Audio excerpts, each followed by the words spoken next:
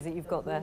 Thanks, Babita, and yes, welcome to the BBC's 100 Women Conference, where I'm joined by two very special women to talk about the importance of the digital economy and the impact that it can have, particularly on the lives of women in business. So with me here is digital pioneer, .com millionairess and youngest ever female member of the House of Lords, Martha Lane Fox, and also renowned economist and author of several books, Diane Coyle, aka the Enlightened Economist. Many thanks to both of you for joining me. If I could just begin with the news of the day and everyone's favourite microblogging site, Twitter. Here at the 100 Women Conference, we've been asking women from all around the world to tweet, and they've responded in their hundreds. Today they released their share price for when they go public next month, slightly lower than many analysts were expecting. What do you both see as the future of microblogging sites like Twitter or Weibo in China for business and also particularly for women around the world? Martha? I think, judging by the number of tweets going on in this auditorium and the frenzy of screens, Twitter's share price is likely to rocket even from that pretty high base.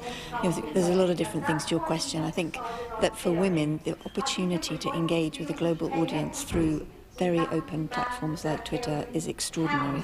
Shouldn't be underestimated, but we should also put it in the context of the many billions of women that still do not have any access to technology, and that's the thing that I think we need to put right at the core of improving women's lives.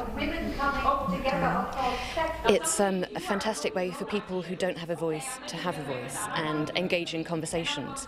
And one of the interesting things about sites like Twitter is that they do enable customers, ordinary people, to start talking directly to the businesses that they're the customers of.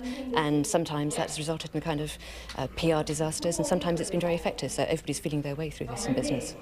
Another big business story today is this meeting happening in Brussels and discussions over this so-called Google tax, this idea of a pan-European tax on digital companies, ensuring that governments around Europe get the correct amount of corporation tax that they should from the likes of Google, Amazon, etc. But it's a difficult balancing act, isn't it? Because on the one hand, here in Europe, we bemoan the lack of Googles and Apples and Samsungs. We want to encourage more entrepreneurship, and yet governments have to ensure they get the right amount of tax, don't they?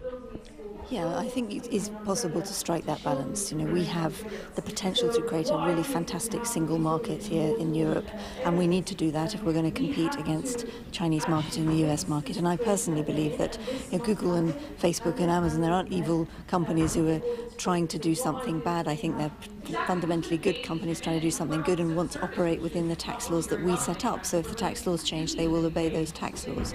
And so therefore, I think it's very important that we put a good, solid foundation that collects the right relative tax from them. That's absolutely right. All big companies pay tax according to the laws, and so they have to be coordinated around Europe. The difference with digital companies is that they operate so easily across national boundaries, and that's the difference. But in general, the tax law shouldn't distinguish between different types of company to make sure that everybody has the incentives to invest. Another big topic in Brussels is spying, or more particularly countries allegedly using technology to spy on each other. We all remember the PRISM scandal. Where do you think all of this and the ever-increasing probe of the digital world, where does that leave consumer trust? I think this is an immensely complicated issue that we haven't even begun to find the language to properly talk about. You know, you look at Obama calling in the US for proper debate on this, and here in our parliament I think we're still sadly lacking in being able to explain what we think is okay as citizens, what we think is okay as consumers, and how we're going to regulate it or not. So I don't have the answers to that complex question, but I just think it's very important that we have a really clear debate about it at the most senior levels in the country, and I don't see that happening yet. It sounds like the spying agencies have been doing things because they can, and the rules of engagement haven't kept up with the changes in the technology, which are obviously much more powerful for this kind of surveillance. So I completely agree with Martha. We've only just begun discussing this, and as in so many areas, society and the rules that we obey are lagging behind what's happening with technology. Quick question to you both. Martha, you founded lastminute.com when you were 25. It floated back in 2000. Diane, you wrote your first book back in 1996. It was a very different digital landscape back then. No Facebooks, no Googles, etc.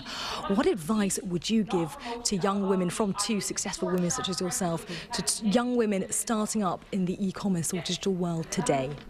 I think the good news is that there are many, many things you can do in a much more low-cost, light-touch way. You can set up a website more cheaply, you can see if it works, you can get on social media, you can start testing and developing and iterating, and that's the fundamental difference. Technologies have changed in favour of being able to get stuff out there quickly and at a lower cost, so I would urge you to give your idea a go. Set up a quick blog, don't spend a ton of money or trying to get too far before you've given it a kind of proof of concept.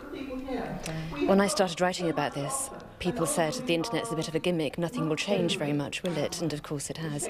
So I think my advice is just be true to what you believe, and if you have a really good idea, just pursue it. Stay confident. Martha Lane Fox, Diane Coyle, many, many thanks for joining us here at the BBC's 100 Women Conference. From all of us here at the conference, back to you, Babita.